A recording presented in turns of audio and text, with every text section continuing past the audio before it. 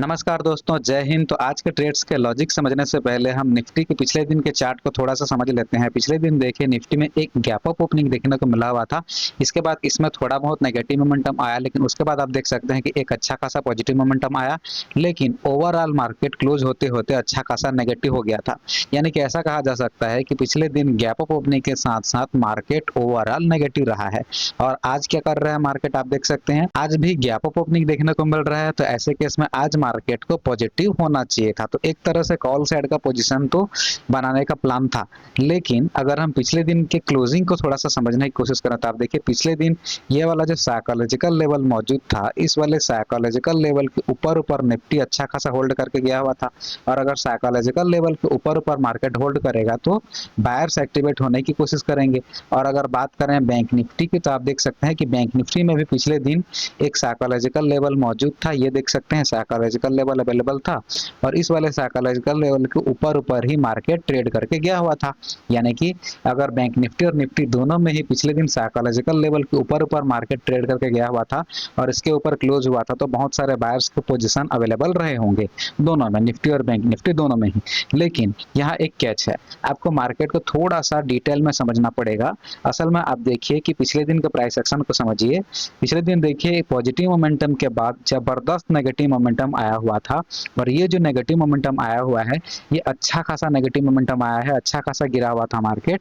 तो इस तरह के गिरावट को देखते हुए असल में यहाँ से फिर कोई भी बाय करने के बारे में नहीं सोचता। अगर इतनी जबरदस्त गिरावट हो जाएगी तो रिटेलर्स यहाँ बाय करने के बारे में नहीं सोचते हैं, ज्यादातर रिटेलर्स सेल करने के बारे में ही सोचते हैं। और वैसे भी अगर इतनी अच्छी गिरावट हो चुकी है और नीचे एक साइकोलॉजिकल लेवल अवेलेबल है और ऊपर से मार्केट में अभी फिलहाल टाइम बचा हुआ है, तो यहाँ ज्यादातर जो रिटेलर्स होंगे उनको लगेगा कि आज ब्रेकडाउन करने वाला है इस वाले साइकोलॉजिकल लेवल का।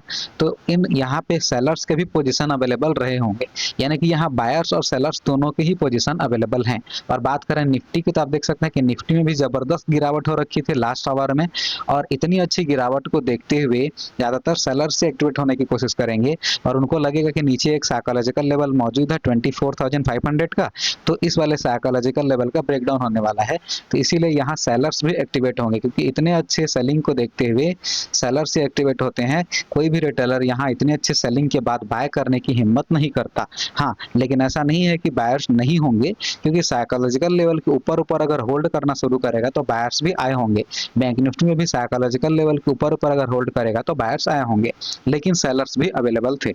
यानी कि बैंक निफ्टी और निफ्टी पिछले दिन के प्राइस एक्शन से ये समझ में आ रहा था कि दोनों में ही पिछले दिन बायर्स और सेलर्स दोनों अवेलेबल हैं। और अगर पिछले दिन बायर्स और सेलर दोनों अवेलेबल हैं तो आज मार्केट किनके एसएल हंट करेगा ये आज के प्राइस एक्शन पे डिपेंड करेगा। तो आज देखिए प्राइस एक्शन किस तरह का बना रहा है। देखिए निफ्टी में एक गैप अप ओपनिंग देखने को मिला हुआ था, इसके बाद ये लगातार गिरावट करने की कोशिश कर रहा था। तो अगर ये गैप अप के साथ साथ लगातार गिरावट करेगा और क्लोजिंग प्राइस का ब्रेकडाउन करेगा तो ऐसे केस में आज इंट्राडे लेवल पर सेलर्स से एक्टिवेट होने की कोशिश करेंगे।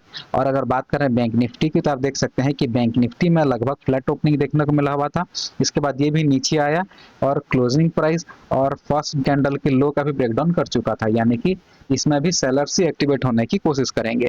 तो दोनों में अगर सेलर्स एक्टिवेट होंगे इंट्राडे लेवल पर और पिछले दिन बायर्स और सेलर्स दोनों के एसएल अवेलेबल हैं, तो आप खुद बताइए कि मार्केट किनके एसएल हंट करने के लिए जाएगा। जाहिर सी बात है पिछले दिन भी सेलर्स हैं और आज इंट्राडे पर सेलर्स एक्टिवेट हो रहे हैं, तो उन सेलर्स के एसएल हंट करने के लिए मार्केट को ऊपर जाना चाहिए, न कि नीचे जाना चाहिए। बायर्स अवेलेबल हैं, लेकिन बायर्स के एसएल हंट करने के लिए मार्केट कब नीचे जा सकता था, अगर उस तरह का प्राइस एक्शन बनाता तो नीचे जा सकता था। जैसे कि यहाँ देखिए अगर मार्केट यहाँ से फर्स्ट कैंडल के हाई को ब्रेकआउट करते हुए अगर इस लेवल का भी ब्रेकआउट कर देता तो उस केस में मार्केट में हम पुट साइड के लिए ट्रेड प्लान बना सकते थे, क्योंकि ऐसे केस में बायर्स एक्टिवेट होंगे और पिछले दिन भी बायर्स के एसएल अवेलेबल हैं।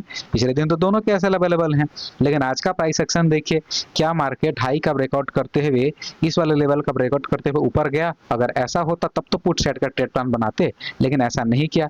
आप देख सकते हैं कि फर्स्ट कैंडल के बाद बिना हाई ब्रेक किए मार्केट डायरेक्टली गिरावट करने की कोशिश कर रहा है और क्लोजिंग प्राइस का ब्रेकडाउन भी कर रहा है। तो ऐसे केस में सेलर्स से एक्टिवेट होंगे और सेलर्स एक्टिवेट होंगे तो उनके एसएल हंट करने मार्केट ऊपर जाएगा। निफ्टी में भी आप देखिए, निफ्टी में भी क्या हाई का ब्रेकआउट किया, क्या आप देखिए फर्स्ट कैंडल के बाद ही लगातार गिरावट हो रही है निफ्टी में भी। इसमें भी हाई का ब्रेकआउट नहीं कर पाया था मार्केट। अगर निफ्टी भी मान लेते हैं कि ये हाई का ब्रेकआउट करते हुए जाता, इस लेवल का ब्रेकआउट कर देता, तो ऐसे केस में निफ्टी में भी पुट साइड के लिए ट्रेड प्लान बनाया जा सकता था, क्योंकि निफ्टी में भी बायर्स और सेलर्स दोनों अवेलेबल थे। तो बायर्स के एसएल हंट करने के लिए अगर इस तरह से ये ऊपर चला जाता, इस लेवल का ब्रेकआउट कर देता, तो बायर्स एक्टिवेट होते। पिछले दिन भी बायर्स अवेलेबल थे, तो उनके एसएल हंट करने के लिए मार्केट नीचे जा सकता था, लेकिन उस तरह का प्राइस एक्शन ही नहीं बनाया। अब देखिए फर्स्ट कैंडल का हाई का बिना ब्रेक के ही मार्केट डायरेक्टली गिरावट करने लगा और क्लोजिंग प्राइस का भी ब्रेकडाउन कर चुका था। और पिछले दिन का प्राइस एक्शन को भी अगर हम समझें तो आप देख सकते हैं कि पिछले दिन भी गैप अप ओपनिंग के साथ साथ ओवरऑल निफ्टी नेगेटिव रहा था। तो आज भी गैप अप ओपनिंग के साथ साथ मार्केट अगर गिरेगा तो ये नेगेटिव नहीं रहेगा, बल्कि आज ये पॉजिटिव रहेगा। तो इस तरह के लॉजिक के साथ ये समझा जा सकता था कि आज मार्केट अपसाइड जाएगा। तो ट्रेड्स कहाँ बनाया जा सकता था, ये समझने से पहले लाइक शेयर और सब्सक्राइब कर दीजिए और टेलीग्राम चैनल जरूर ज्वाइन करिएगा। लिंक डिस्क्रिप्शन में अवेलेबल है और यहाँ स्क्रीन पर भी फ्लैश हो रहा होगा। तो चलिए समझते हैं कि ट्रेड्स कहाँ बनाया जा सकता था। तो बैंक निफ्टी में आप देखिए कि ये गिरावट करते हुए आया, क्लोजिंग प्राइस का ब्रेकडाउन किया, फर्स्ट कैंडल के लो का भी ब्रेकडाउन किया। उसके बाद आप देख सकते हैं कि तुरंत यहाँ से ट्रेड प्लान नहीं बनाएंगे हम। आप देखिए इस वाले लो के ब्रेकडाउन के बाद यहाँ देखिए ये वाला ग्रीन कैंडल बना चुका था। तो अगर मल्टीपल ब्रेकडाउन होगा, देखिए क्लोजिंग प्राइस का ब्रेकडाउन होगा, फर्स्ट कैंडल के लो का ब्रेकडाउन होगा, उसके बाद अगर मान लेते हैं कि यहाँ जो लेवल बना हुआ था इस वाले लेवल का भी अगर ब्रेकडाउन होगा, देखिए ये वाले लेवल की मैं बात कर रहा हूँ, इस वाले लेवल का भी अगर ब्रेकडाउन करेगा तो ऐसे केस में बहुत सारे सेलर्स और भी पोजीशन बनाना शुरू करेंगे। तब जैसे ही यहाँ एक ग्रीन कैंडल बना, तब इस ग्रीन कैंडल के बाद बैंक निफ्टी में अप साइड के लिए ट्रेड प्लान बनाया जा सकता था और बैंक निफ्टी ने इस वाले बड़े ग्रीन कैंडल में टारगेट दे दिया। बात करें अगर निफ्टी की, तो बैंक निफ्टी में जिस टाइम पर अप साइड के लिए ट्रेड प्लान बनाया जा सकता था, उस टाइम पर निफ्टी में भी यहाँ ये वाला ग्रीन कैंडल बना चुका था, तो निफ्टी में भी इस वाले ग्रीन कैंडल के बाद अप साइड के लिए ट्रेड प्लान बनाया जा सकता था। हालांकि बैंक निफ्टी में मल्टीपल एसएल क्रिएशन हो चुका है, यानी कि बैंक निफ्टी में मल्टीपल ब्रेकडाउन हो चुका है, तो निफ्टी में मल्टीपल ब्रेकडाउन का वेट नहीं करेंगे हम। इसीलिए यहाँ मल्टीपल ब्रेकडाउन का, यानी कि इस वाले लेवल के ब्रेकडाउन का वेट करने के लिए मैंने आपको नहीं कहा। इस वाले ग्रीन कैंडल के बाद ही अप साइड के लिए ट्रेड प्लान बनाया जा सकता था और निफ्टी ने यहाँ कहीं ही टारगेट दे दिया था। उसके बाद हालांकि निफ्टी में थोड़ी बहुत गिरावट हुई और ओवरऑल मार्केट आप देख सकते हैं कि पॉजिटिव ही रहने की कोशिश कर रहा है। तो इस तरह से आज के ट्रेड्स थे। एसएल हंटिंग सीखने के लिए लाइक शेयर और सब्सक्राइब करना, टेलीग्राम चैनल जरूर ज्वाइन करिएगा। Thanks for watching this video. Vande Mataram.